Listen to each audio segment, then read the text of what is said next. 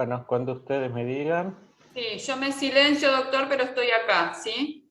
listo, Si necesita ¿comenzamos? algo. Cuando quiera, sí, sí, estamos en hora. Gracias. Muy bien.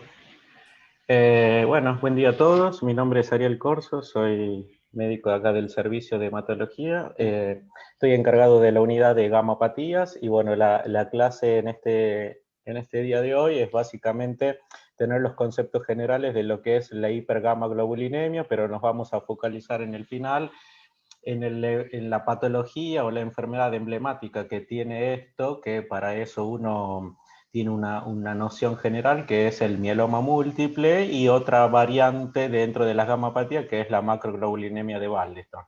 Vamos a tener nociones de cómo uno lo diagnostica, las complicaciones que puede llegar a tener sin tocar el tratamiento, que eso ya es para el siguiente año.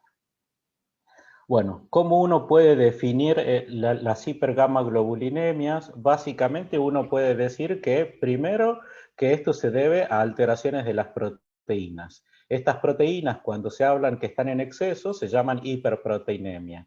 Cuando están en defecto o en disminución, hipoproteinemia, y cuando hay o cuando se observa una presencia de fracciones anormales o proteínas nuevas que habitualmente no tienen que estar ni como reactante de fase aguda ni como expresión secundaria a algún tipo de enfermedad sistémica, se habla de paraproteinemia. Esto es como uno vería en el laboratorio una corrida electroforética normal. La corrida electroforética se hace por cargas magnéticas y lo que nos permite, o le permite a la gente del laboratorio ver las diferentes fracciones, tanto de las gamma, las alfa, las beta, y este sería como se vería un suero normal. Este es un suero, acá tenemos la siembra de la albúmina, alfa 1, alfa 2, beta 1, beta 2 y gamma. Esto es un paciente pediátrico que nace con una A-gamma globulinemia, donde este sector de la gamma no se ve. Este es otro paciente que tiene una hipergamma globulinemia policlonal en el contexto de un proceso infeccioso. Y esto, bien marcado, que lo resalto, es lo que sería una gamapatía monoclonal o una paraproteinemia. Esto es de forma gráfica, cómo se vería esa corrida electroforética que estábamos viendo recién. Es del sector de la albúmina, alfa 1, alfa 2, beta 1, beta 2, y acá está bastante disminuido lo que es la gamma globulina. Cuando hablamos de hipergamma globulinema, obviamente cuando estuvimos diciendo que se debe al concepto de la fracción gamma. Y estas gamapatías, la mayoría corresponden a gamapatías policlonales. Esto refleja que hay una expansión de diferentes fracciones de las gamma globulina y la mayoría de las veces se debe a procesos crónicos sistémicos, enfermedades inflamatorias crónicas, procesos hepáticos, enfermedades autoinmunes, entre esto el lupus, enfermedades parasitarias o inclusive a veces procesos malignos que suelen ser muchas veces tumores sólidos que acompañan estas tipo de hipergama policlonal, porque si estuviéramos hablando de un proceso monoclonal, que es una sola proteína, y esto porque hablamos de clonalidad, porque es un solo clon de células que produce el mismo tipo de proteína y esta proliferación la mayoría de las veces se debe a las células plasmáticas. Si ustedes recuerdan, el linfocito B normal en sus diferentes estadios termina al final diferenciándose en linfocito B de memoria o en célula plasmática. Las células plasmáticas son las encargadas de la producción, la mayoría de los anticuerpos de tipo IgG, IgA, IgM, tan en boga que están ahora con el tema de esa producción, pero cuando esa producción de esa proteína nueva, porque todo esto que hablamos de los anticuerpos son proteínas, cuando esto se produce de forma clonal, el mismo clon de células, y produce una proteína nueva que no tiene que estar, es lo que se llama una gamapatía monoclonal o una paraproteína. Y ahí es donde entra este concepto de lo que son las gamapatías monoclonales, que muchas veces se pueden dividir en diferentes estadios, si uno lo quisiera llamar, porque a veces tenemos una etapa asintomática y otra sintomática, pero básicamente uno tiene que tener en cuenta que estas gamapatías monoclonales en hematología están dentro del grupo de enfermedades neoplásicas y son básicamente el mieloma múltiple, la macroglobulinemia de Waldenström y la amiloidosis primaria, que sería la amiloidosis AL. Esto es nuevamente un proteinograma electroforético donde podemos ver una expansión policlonal de lo que habíamos visto de gamma globulina. Este es el sector de la gamma, por ejemplo, este era un paciente con un lupus en actividad. Pero acá, y lo resalto en verde, ¿cómo se vería un proteinograma con un componente monoclonal o una paraproteinemia? En este contexto, yo lo primero que ya tengo que pensar es que este componente monoclonal se debe a un clon de células plasmáticas neoplásicas y para eso hay que estudiarlo para ver si estamos en qué contexto o qué entidad está subyacente para que se produzca este componente monoclonal. Y este componente monoclonal a veces puede correr de acuerdo al tipo de proteína involucrada, tanto en el sector gamma, como habíamos visto en el cuadro previo, o en el sector de las beta globulinas. Uno, cuando ya tiene un poco de práctica, la mayoría de las veces uno puede decir que los componentes monoclonales que corren en el sector de las gamma corresponden a proteínas de tipo IgG o IgA, y las que corren en beta a veces pueden ser IgM y también pueden ser IgA. Entonces, dentro de las gamapatías monoclonales y este mieloma múltiple, un esquema general de lo que son las neoplasias hematológicas. Uno puede hacer una gran división. Neoplasias de origen mieloide, que las van a ver durante esta cursada, ahí están la LMC, los mieloproliferativos, la displasia, y las neoplasias de tipo linfoides. Las neoplasias del tipo linfoide incluyen ese amplio espectro que son de los diferentes tipos de leucemias linfoblásticas, los linfomas, y ahí está el mieloma múltiple o las gamapatías monoclonales porque tienen su origen inicial en la célula B.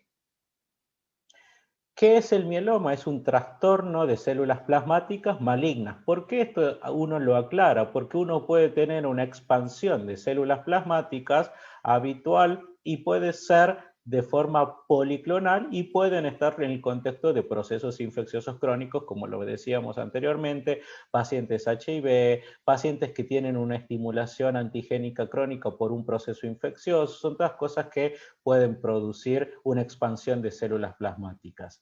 Pero cuando se trata de un mieloma, son células plasmáticas malignas, clonales, que todas tienen las mismas características. Muchas veces estas etapas, desde una gamapatía de significado incierto, que vamos a ver que tiene como una baja porcentaje de infiltración en la médula y una concentración de proteínas bajas, con el correr del tiempo se puede transformar en un mieloma múltiple. Claramente hay una disfunción inmunológica porque se deja de producir proteínas normales o inmunoglobulinas normales para producir estas proteínas alteradas.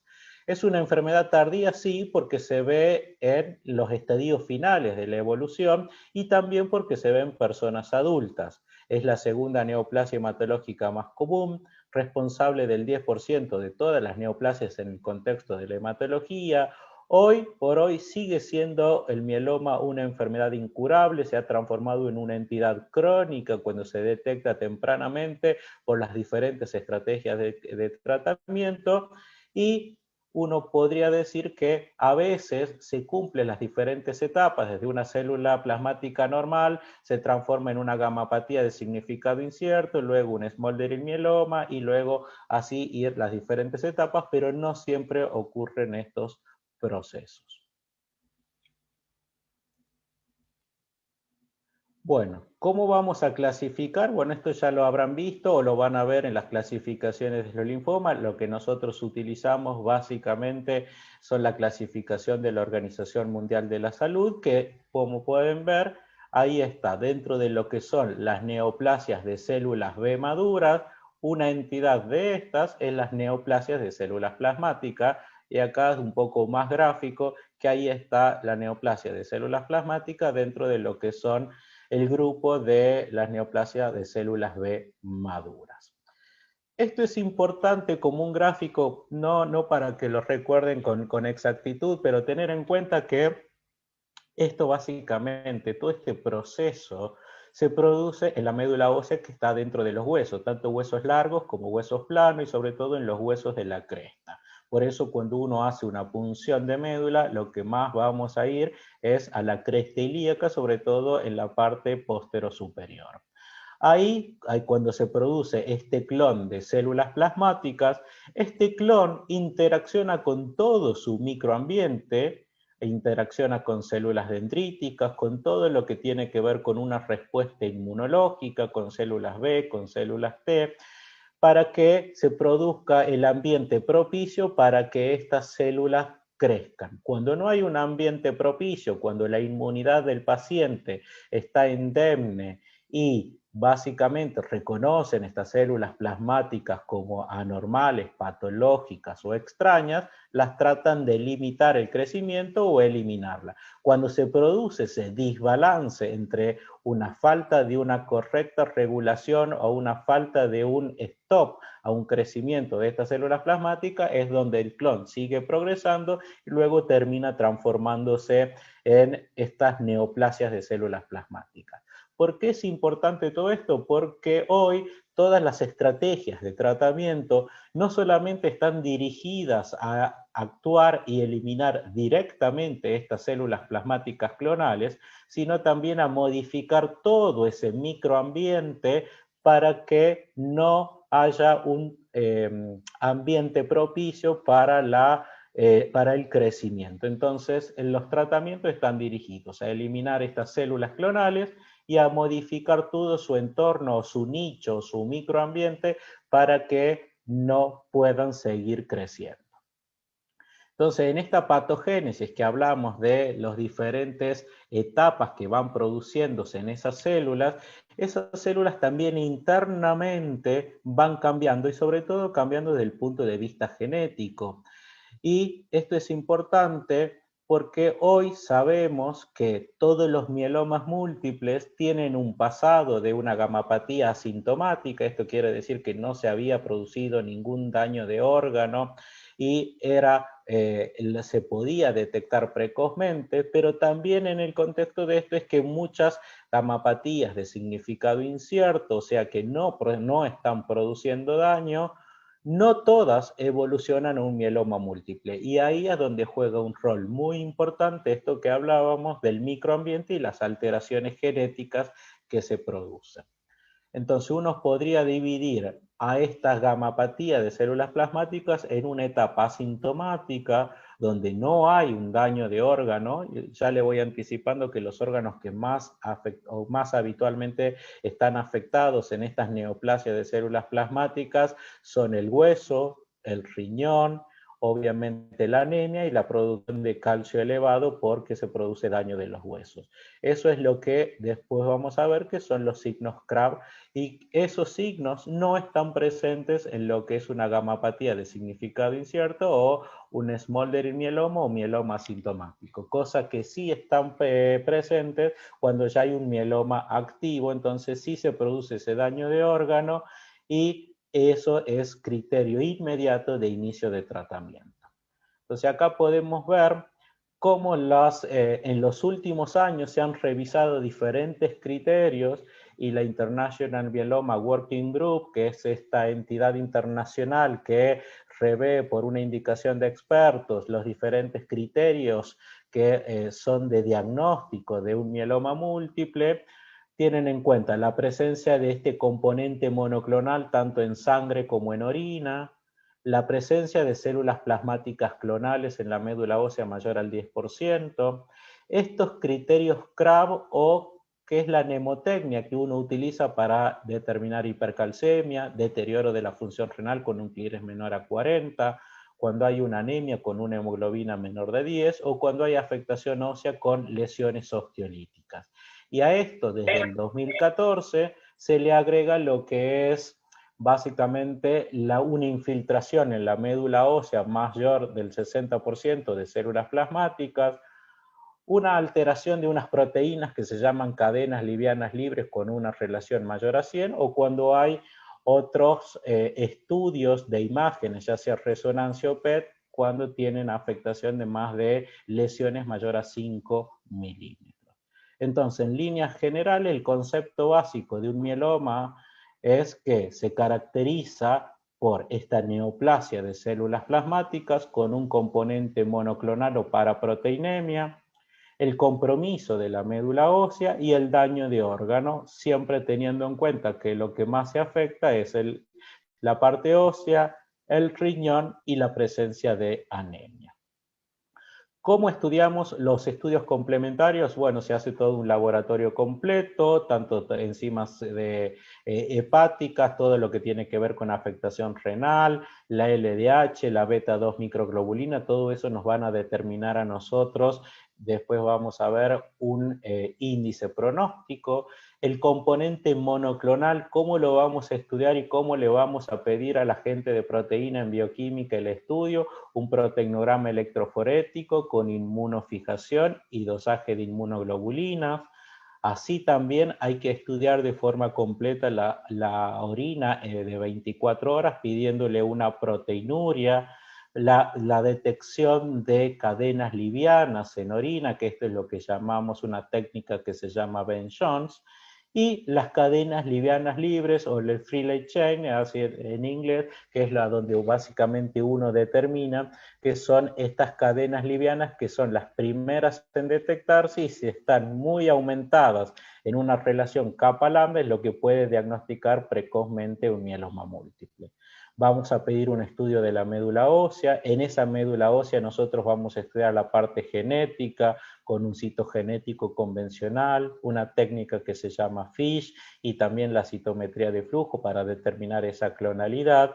Y también en la medida de lo posible estudiar todos los huesos del organismo. Hoy cada vez menos estamos utilizando, perdón, cada vez más está en desuso la utilidad de un centellograma completo o un osteograma, lo que se está reemplazando y tratar de utilizar es una resonancia, una tomografía con emisión de positrones, que es el PET, o a veces una técnica que se llama tomografía de baja intensidad, donde hay menos irradiación, pero lo que más se focaliza es en la parte cortical de los huesos, que son los que primeramente están afectados.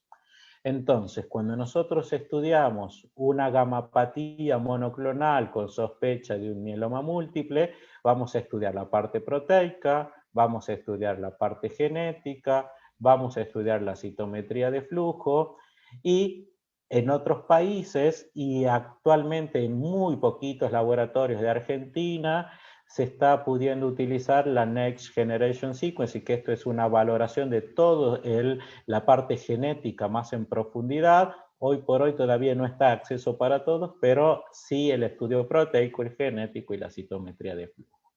El laboratorio de proteínas, lo vuelvo a repetir, ¿qué vamos a pedir? Las proteínas totales séricas, una albúmina, que eso está todo contenido dentro de un proteinograma electroforético y eso nos va a determinar a nosotros la cantidad del componente monoclonal o que lo que nosotros llamamos el pico monoclonal, de cuánta cantidad es, un uroproteinograma para ver en orina de 24 horas si se elimina predominantemente albúmina, qué tipo de proteínas están eliminadas, si hay la presencia de esta Ben-Jones o no, porque a veces, muchas veces nos encontramos con síndromes nefróticos que a veces tienen la base de una amiloidosis u otras enfermedades. Para eso es importante saber qué tipo de proteínas y eso se ve en una orina de 24 horas.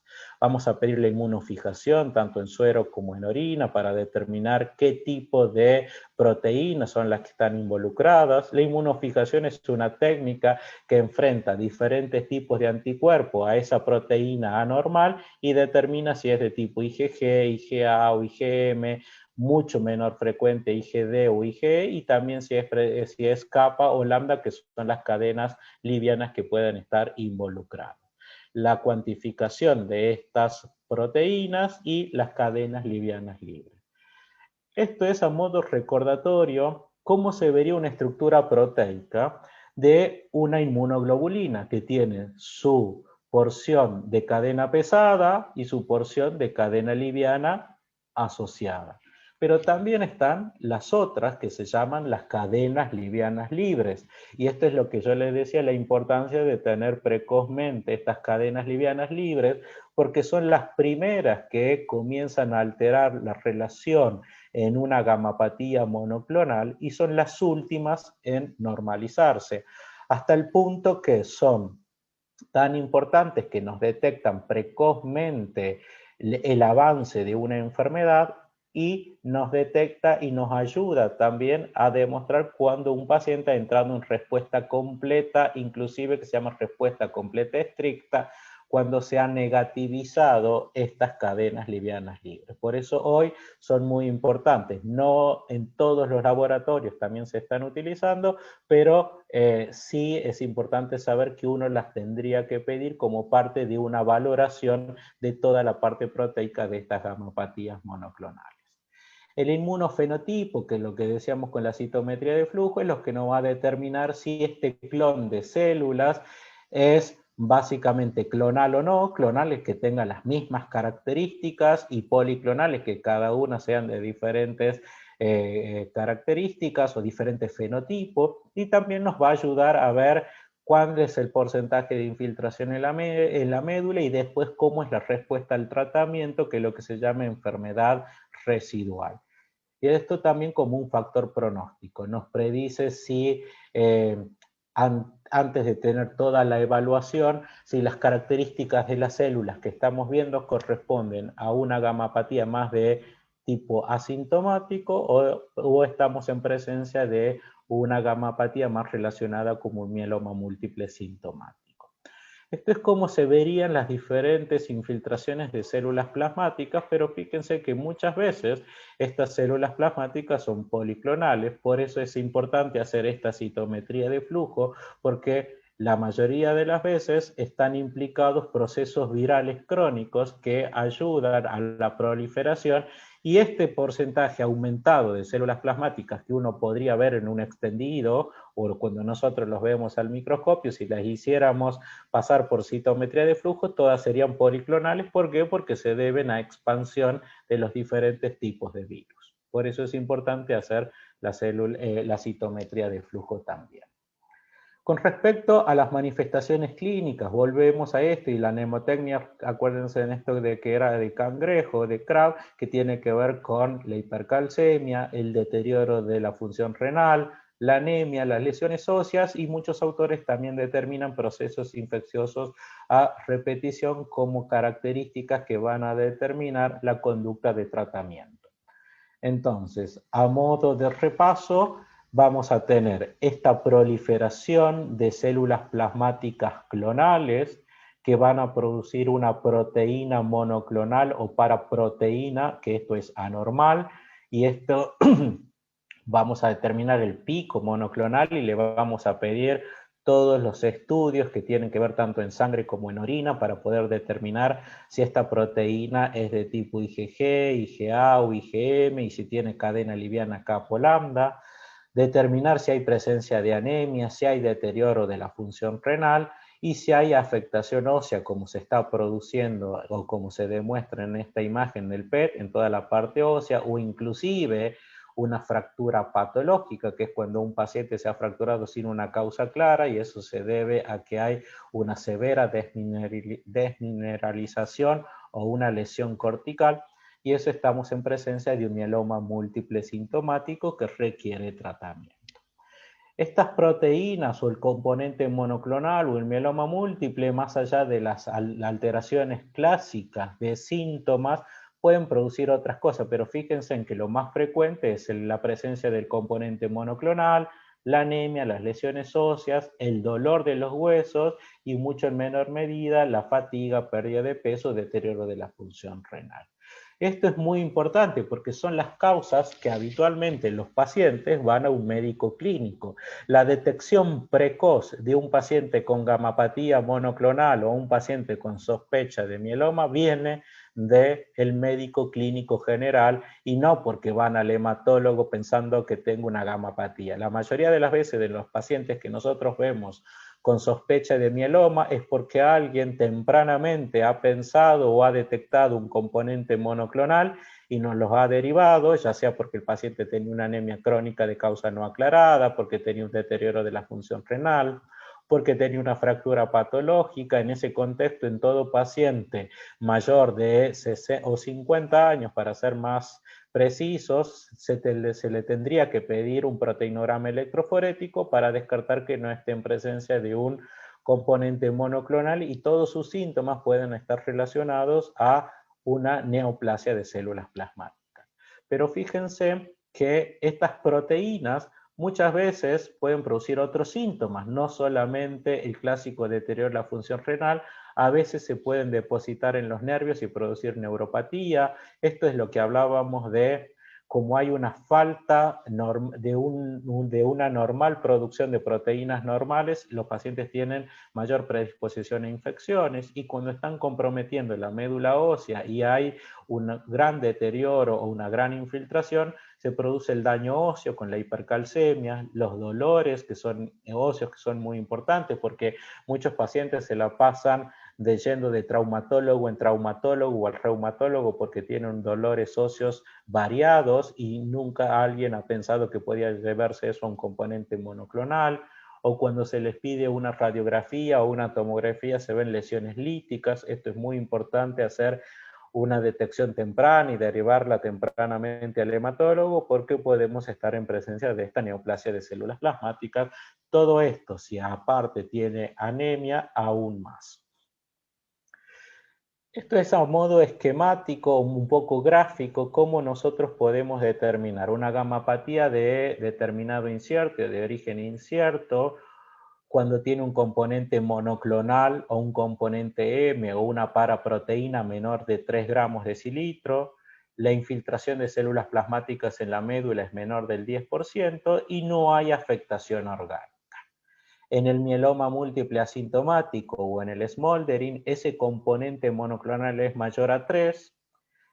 Las células plasmáticas en la médula ósea clonales son mayor de 10 pero menor de 60. Y también hay ausencia de afectación orgánica. Pero ya en el mieloma múltiple sintomático, independientemente de la cantidad de proteínas, independientemente de la infiltración de la médula, si hay afectación orgánica, que esto es lo que yo le decía, estos criterios CRAB, básicamente ya no me importa cuál es el porcentaje de infiltración o cuán alto es el componente monoclonal. Ya si tiene afectación de órgano, claramente tiene que iniciar un tratamiento de forma precoz y básicamente urgente para evitar un daño, sobre todo a nivel renal. Bueno, entonces, vamos a tener la gamapatía de significado incierto, que puede evolucionar a un smoldering mieloma, que ya habíamos visto con estas características. Un 10% de los pacientes con smoldering mieloma pueden evolucionar a un mieloma múltiple, y acá se los vuelvo a repetir cuáles son los criterios. La presencia del componente monoclonal sérico en orina, la infiltración en la médula, estos criterios CRAB o los nuevos eventos definitorios, que si una médula tiene mayor del 60%, una relación de cadenas livianas mayor a 100 o una afectación por estas nuevas técnicas, ya sea por resonancia o por PET, básicamente uno tendría que iniciar un tratamiento precozmente para evitar un mayor deterioro. Una Entonces, todos los pregunta. mielomas, ¿sí? Yo leí que se podía dividir en algo de criterios mayores y criterios menores. ¿Eso se dejó de usar o cómo Eso es? se dejó de usar, sí, sí, eso Ok. era antes cuando se utilizaban unos criterios que se llamaban criterios de Dury-Salmon, eso ya básicamente ha quedado en desuso. Ok, pues está en nuestro libro o sea, en el Argente, y veía que era diferente, entonces tomo lo de esta clase. Sí, sí, esos Bien. criterios, mira, yo cuando estaba preparando la clase ya hace 2 años, ya la hemos sacado porque es verdad, hace 2 años todavía lo seguimos utilizando, pero hoy han caído en desuso, ya no se utilizan esos criterios mayores ni menores.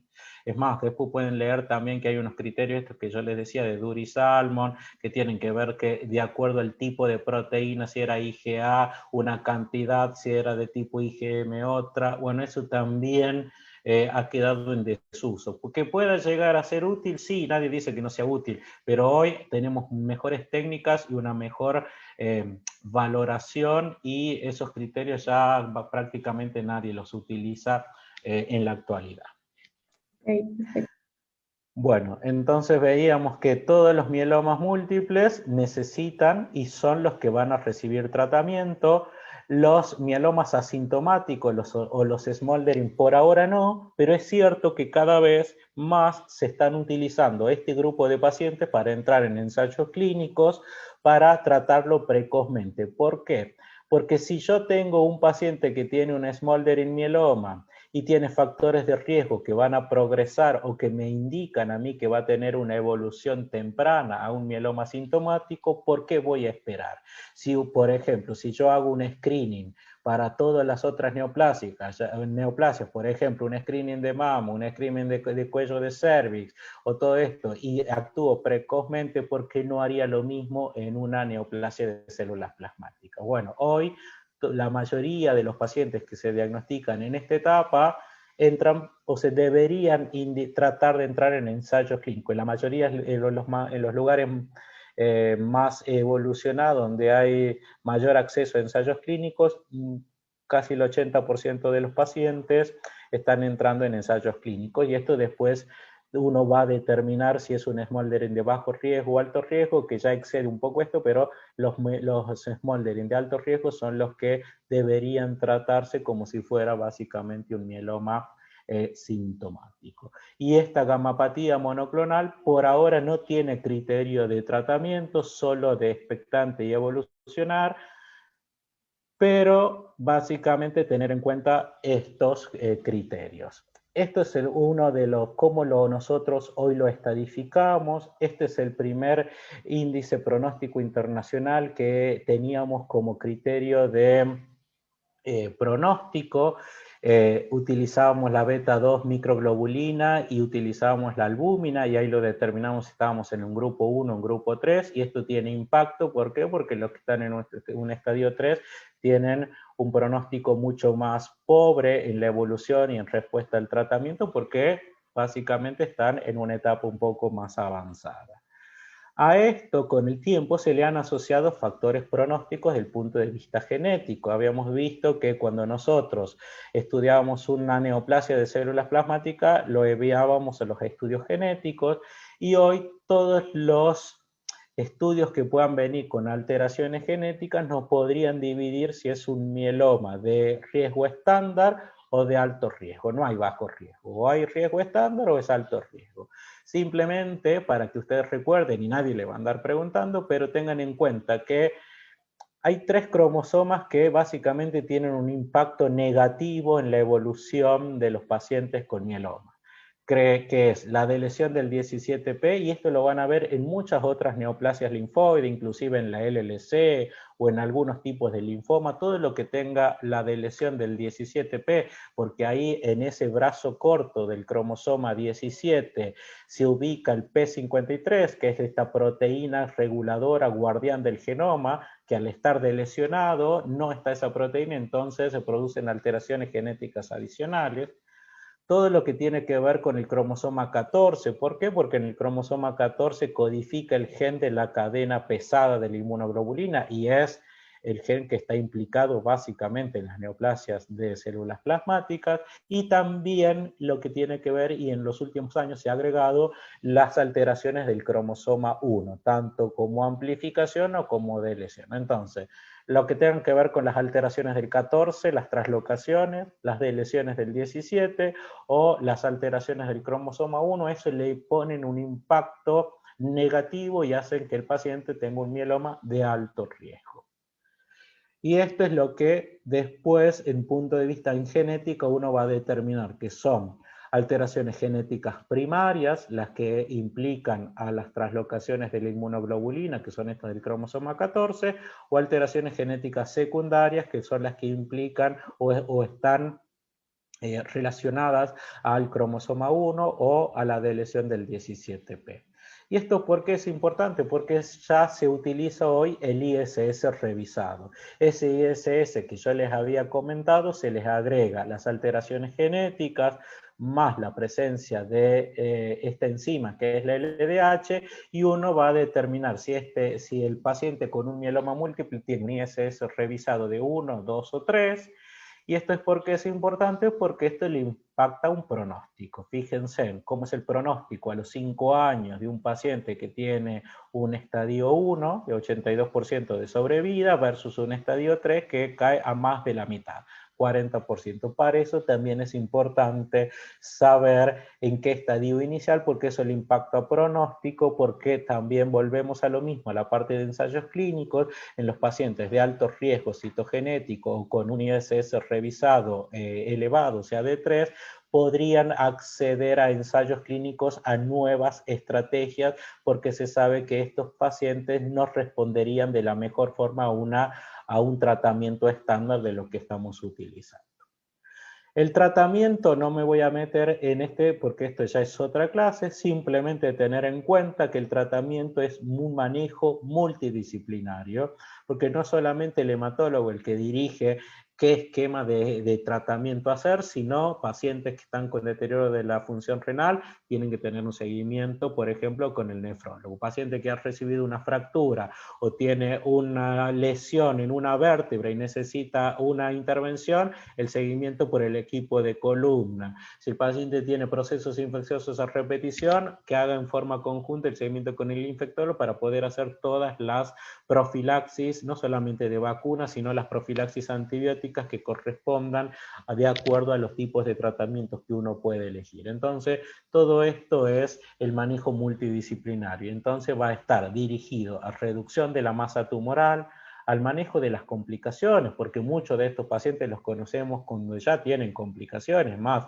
hace 15 días conocimos un paciente que ya estaba en diálisis y en ese paciente ya hemos llegado tarde, que nadie hizo una detección precoz de que podía tratarse de un mieloma múltiple, o porque vienen a veces las profilaxis de las complicaciones, por ejemplo, que hemos instaurado medicación y no le hemos hecho las profilaxis que corresponden. También tener en cuenta que a veces uno con el tratamiento, si no hace las condiciones adecuadas, puede también tener alguna afectación en otro órgano.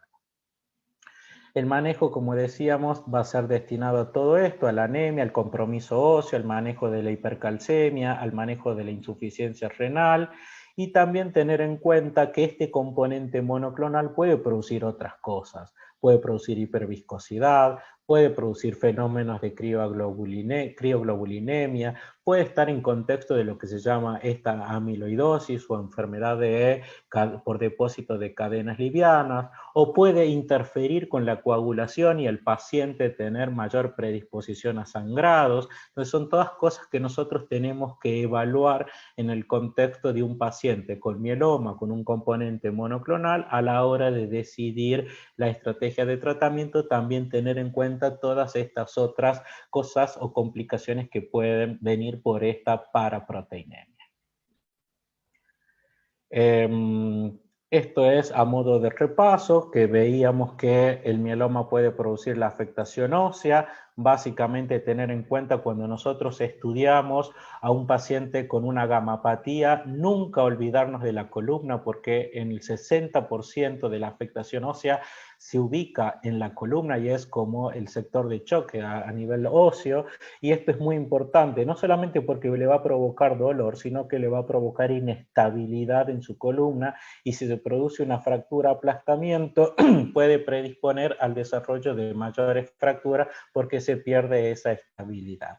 Nunca dejar de estudiar también la calota y los huesos largos, sobre todo los huesos largos, porque uno puede actuar tempranamente para evitar una fractura patológica que pueda producirse ahí. El tema de la hipercalcemia, y esto se debe básicamente cuando hay mucha resorción o afectación ósea. Recuerden que En el mieloma lo que más está activo son los osteoclastos, o sea, hay mayor destrucción ósea, por eso los pacientes tienen estas lesiones que se llaman osteolíticas. ¿Esto qué va a producir? Liberación de calcio a la sangre, y el calcio elevado en sangre va a producir muchas manifestaciones neurológicas, cardiológicas, un síndrome que puede ser como un síndrome metabólico, y esta es una urgencia metabólica que requiere un tratamiento precoz. El deterioro de la función renal, tener en cuenta que es una de las complicaciones más comunes en el mieloma. El 20 a 35% de los pacientes con mieloma tienen afectación renal al diagnóstico, el 50% en la evolución, y un 2 a 5% requieren diálisis prolongada. Por eso es importante hacer una detección temprana. Todo paciente que está en diálisis, que nosotros lo conocemos, siempre le pedimos un proteinograma electroforético y una valoración general, o aquel paciente que tiene una evolución rápida a una diálisis, sobre todo en un paciente añoso sin una causa clara, tenemos que sospechar que el paciente puede estar en presencia de una gamapatía monoclonal, porque esto requiere un tratamiento rápido y uno puede evitar la diálisis prolongada y sacarlo de ese contexto agudo y recuperar su función en el riñón cuando se lo trata precozmente. El riñón de mieloma, básicamente lo que se ve es que este depósito de cadenas livianas, tanto kappa como lambda, se depositan en los túbulos con una proteína que se llama el TAM-Horfeld, tapa los túbulos y es lo que básicamente es una tubulopatía, sobre todo en los túbulos contorneados distal, a donde más se produce. Entonces, tener en cuenta esto, porque esto puede ser claramente reversible cuando se lo trata precozmente, sobre todo pensando que ese deterioro puede deberse a una gamapatía. Y acá en anatomía patológica, cómo se ve ese depósito en los túbulos, básicamente en una biopsia de riñón.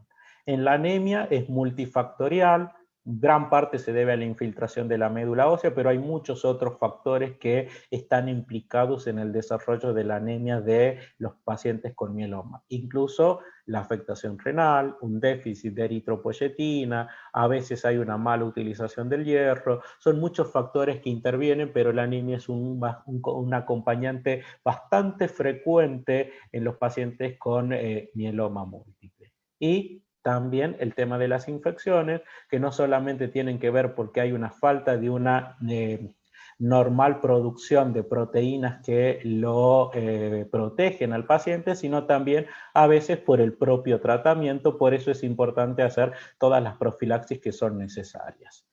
Las infecciones son una de las causas más frecuentes que producen comorbilidades en los pacientes o comorbilidades en los pacientes con mieloma, y están mucho más o son mucho más frecuentes en aquellos pacientes que inclusive que están hospitalizados.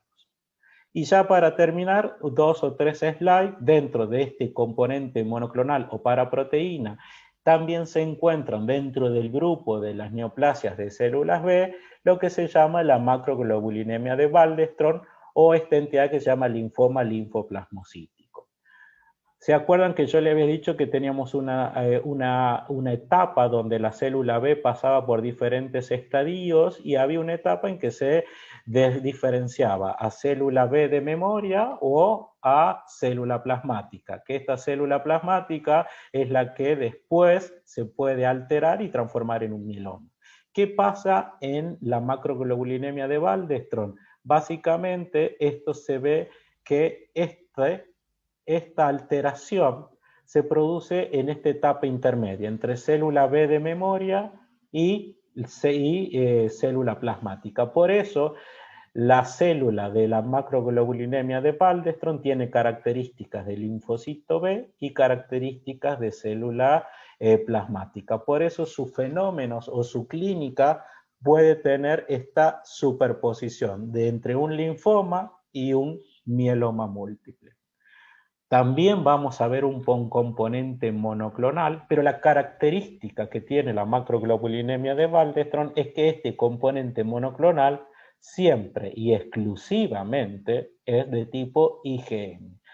Yo, si estoy en presencia de un paciente con una gamapatía monoclonal, lo estudio toda la parte proteica con la corrida electroforética, la inmunofijación, y le hago toda la parte proteica en orina y determino que es una gamapatía de tipo IgM, lo primero que tengo que pensar es que se trata de una macroglobulinemia de Waldenström y no un mieloma múltiple de tipo IgM, que es extremadamente raro. Lo primero que yo voy a pensar es que estoy en presencia de una macroglobulinemia de Waldenström, que el 98% de los pacientes con paraproteinemia de tipo IgM es esta entidad. Entonces voy a encontrar, perdón, células de memoria y plasmocitos aumentados los dos. Clonales, voy a encontrar un clon de células plasmáticas y un clon de linfocitos B maduros, clonales ambos. Ok. Estas manifestaciones del Waldenström son muy variadas, porque tienen que ver, si ustedes recuerdan, en la estructura de las proteínas, la IgG es monomérica, o sea, circula sola en la sangre. La IgA es dimérica o sea, circulan de a dos. La IgM circula, son 5 proteínas, o sea, es pentamérica. ¿Esto por qué es importante? Porque cuando hay un exceso de producción de IgM, hay mayor peso molecular y proteínas más grandes circulando en la sangre, y esto es importante porque son los que van a producir los diferentes síndromes de hiperviscosidad. Cuando la sangre está más espesa o viscosa porque tiene o mayor cantidad de células o porque tiene básicamente un aumento de proteínas, son los que se produce ese síndrome de hiperviscosidad, que puede manifestarse por dolores de cabeza, visión borrosa, epistaxis, y muchas veces se ve, o hay que sospecharlo, cuando el paciente tiene una cantidad de IgM mayor a 6.000 o cuando su viscosidad plasmática es mayor a 4. Pero ¿qué otras cosas puede producir esta IgM? La IgM tiene mucha amplitud térmica, entonces también puede precipitar en pequeños vasos, tanto arteriolas como en vénulas, en diferentes rangos térmicos y producir anticuerpos de tipo crioaglutininas, crioglobulinemia. También puede depositarse en los nervios y producir neuropatía. Por otro lado, la infiltración en la médula ósea va a producir que tenga en los pacientes un descenso de las plaquetas, de los glóbulos blancos y de la hemoglobina, o sea, una tricitopenia.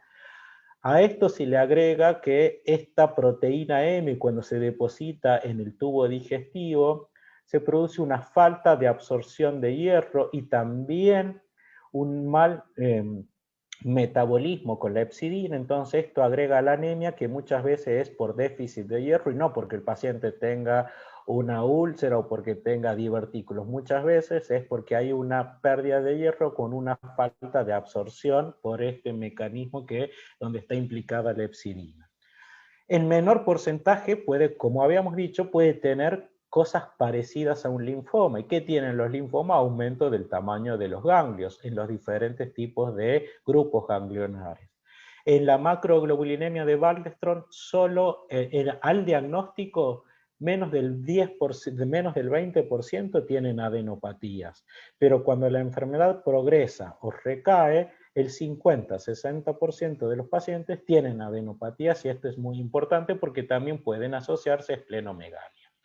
Y en raros casos, esta presencia de estos linfoplasmocitos o la paraproteína de tipo IgM puede infiltrar líquido cefalorraquídeo y producir lo que se llama un Big Nil síndrome, que esto es una rara entidad donde se producen manifestaciones desde afectaciones de pares hasta manifestaciones del tipo psiquiátricas. Entonces son cosas que uno tiene que tener en cuenta, este amplio espectro de manifestaciones clínicas que puede producir la macroglobulinemia de Waldenström, relacionadas a veces con la infiltración de la médula, relacionadas a veces con el aumento del tamaño del vaso o de los ganglios, pero la mayoría de las veces va a estar relacionada a las características físico-químicas de la proteína de tipo IgE.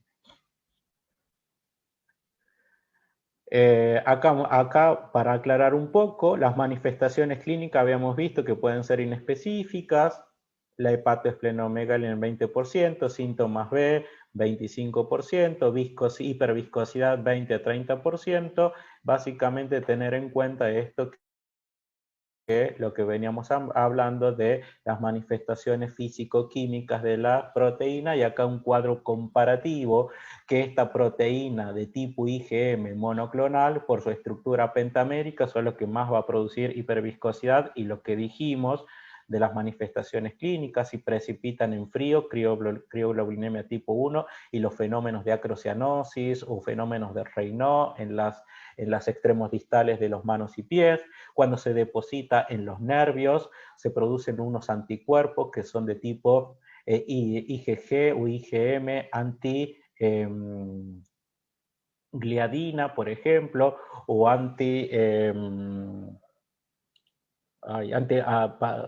para afectación de los nervios, y se produce esta neuropatía de tipo periférica, de tipo sensitiva y motora, o la actividad de aglutininas frías, que son los que en muy raros casos pueden producir una anemia hemolítica de anticuerpos fríos, o a veces depositarse en los diferentes tejidos y producir lesiones en la piel a nivel gastrointestinal, o inclusive producirse una proteinuria si se deposita en los riñones. O sea, tener en cuenta todas estas manifestaciones que pueden deberse a la propia proteína de tipo IgM. Bueno, y con esto termino, y si hay alguna consulta, encantado de poder escucharla, y si tengo respuesta, mejor aún. Yo tengo una pregunta. Cuando hablaste de los criterios, había lo que decía FLC ratio. ¿Qué sería eso? Sí, es las cadenas livianas libres, que es Free Light Chain. Ah, perfecto.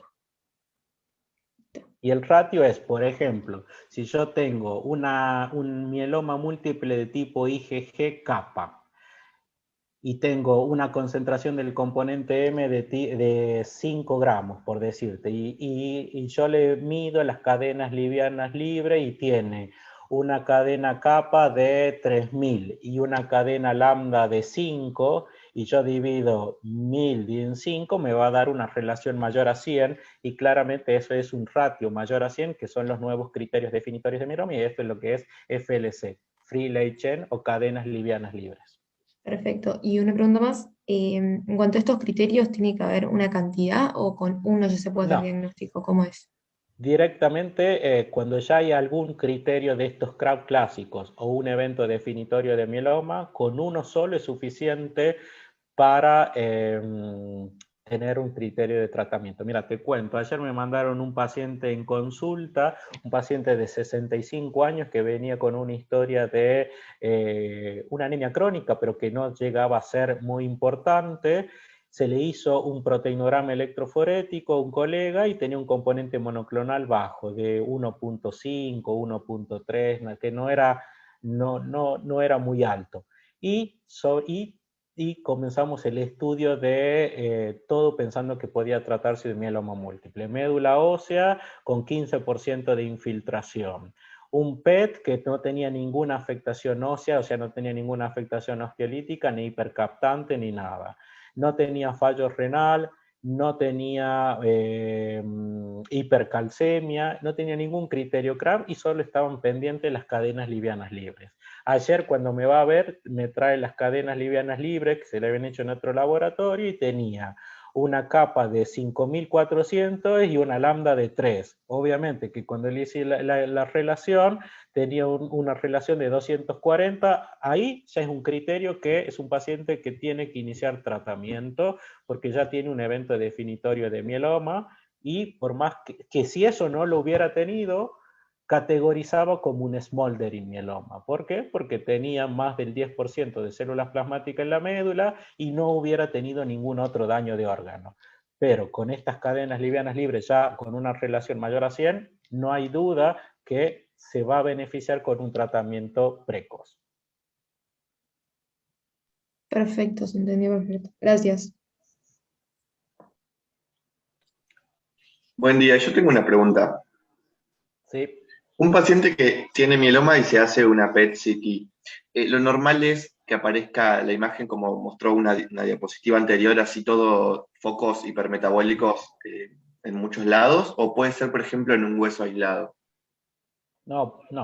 Puede ser las dos cosas. puede tener una afectación osteolítica sola, aislada, 2 o 3, o estar todo incendiado, entre comillas. La mayoría de las veces de los pacientes que tienen un mieloma múltiple sintomático con afectación ósea, la mayoría de las veces es una afectación sistémica, no es una sola lesión aislada.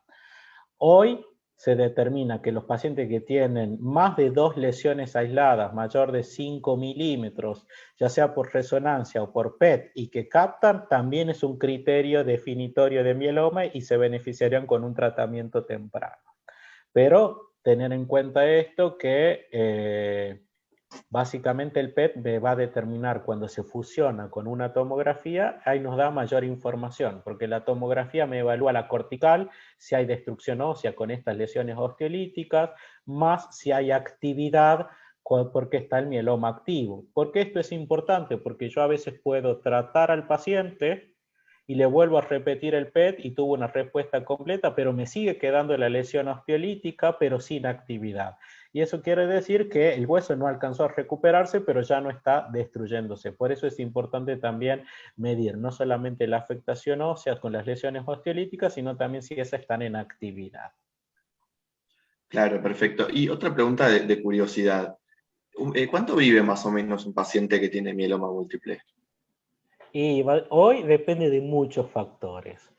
Básicamente, en promedio te puedo decir que hace 10 años atrás no superaban los 5 años. Hoy un paciente con mieloma, la supervivencia promedio es de 10 a 15 años, sobre todo, y esto tiene que ver por muchas cosas. Primero, por una detección más temprana, porque los tratamos precozmente a muchos pacientes con estos nuevos criterios, los tratamos precozmente, y porque hoy estamos utilizando combinaciones de drogas mucho más eficaces y menos tóxicas que las que se utilizaban hace 15 años atrás. Mira, yo cuando comencé la residencia se utilizaba un esquema que se llamaba VAD, y hoy en toda la literatura internacional el VAD es lo que se llama VAD, o sea, lo que se utilizaba ahora, hace 15 años es malo.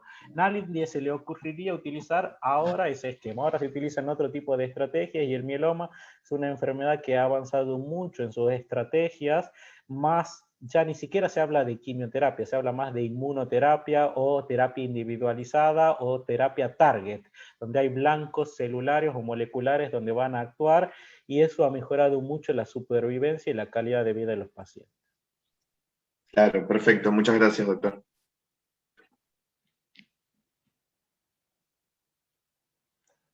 ¿Alguna duda, consulta adicional? Sí, ¿qué tal? Tengo una pregunta. La gamapatía monoclonal puede terminar, como era lo que habíamos visto que terminaba en un mieloma? O sea, ¿se evita el mieloma a partir de tratar? No, a ver, todos los mielomas múltiples tienen un pasado de gamapatía de significado incierto o un pasado de smoldering. Eso está demostrado por los diferentes estudios. Pero no todas las gamapatías de significado incierto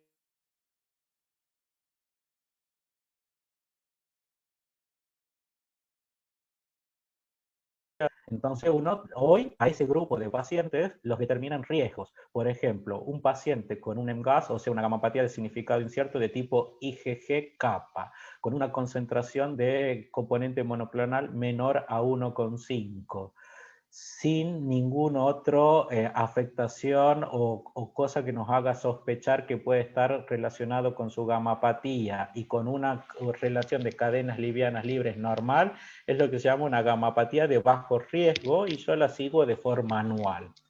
Si ese paciente, en vez de ser de tipo IgG, fuera IgA, el componente fuera, en vez de menor a 1,5, fuera de 2, o tuviera una relación de cadenas livianas libres alterada, ese es un paciente que ya no es de bajo riesgo y uno necesita un seguimiento mucho más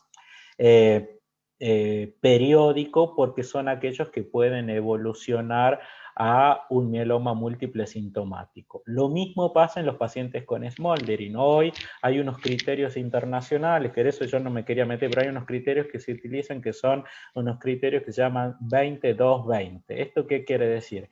Que pacientes que tienen más de 2 gramos de componente monoclonal, más de 20% de infiltración en las células plasmáticas de médula ósea y que tengan más de 20 de relación alterada en las cadenas livianas, son los que tienen se llaman smoldering de alto riesgo y son los que se van a beneficiar con tratamientos tempranos, es más, estos que yo les comentaba de poder entrar en ensayos clínicos. Pero uno tiene que tratar de caracterizar de forma lo más estricto posible y de forma profunda para poder determinar con mayor exactitud qué pacientes uno se queda un poquito más tranquilo y los controlo anualmente, o qué pacientes básicamente tengo que tener un poco más de pauta de alarma porque puedo llegar a interpretar que en el futuro pueda evolucionar a un mieloma.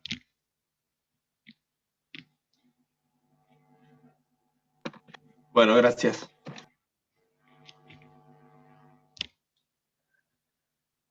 Bueno, creo que estamos en hora. Si no hay ninguna pregunta más, bueno, les agradezco por la atención. Muchísimas gracias, doctor. Muchas gracias. Gracias.